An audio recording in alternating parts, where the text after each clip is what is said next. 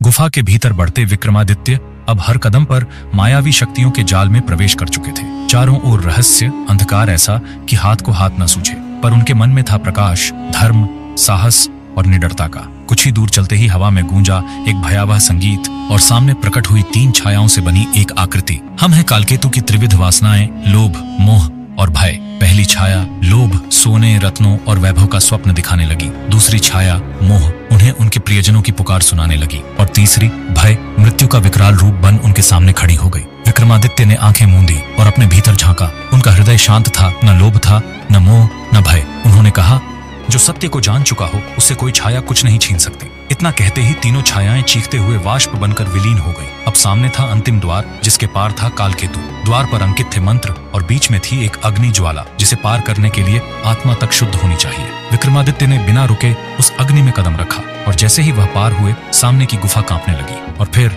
वो उठा। कालकेतु हजारों वर्षों से सोया हुआ राक्षस, उसकी आंखें अंगारे जैसी, उसका शरीर पर्वतों जैसा और उसकी आवाज मानो स्वयं यमराज गरज उठे हों। उसने कहा, अरे मानव, तू मेरे पास तक आ गया, पर अब तेरी वापसी असंभव है। लेकिन विक्रमादित्य की आंखों में भय नहीं था, बल्कि चुनौती थी, धर्म का तेज था। अब शुरू होगा धर्म और अधर्म के बीच अंतिम युद्ध। क्या विक्रमादित्य कालकेतु को परास्त कर पाएंगे या अंधकार जीत जाएगा? जानने के लिए कमेंट में जरूर लिखें, जय सत्यवीर विक्रमादित्य।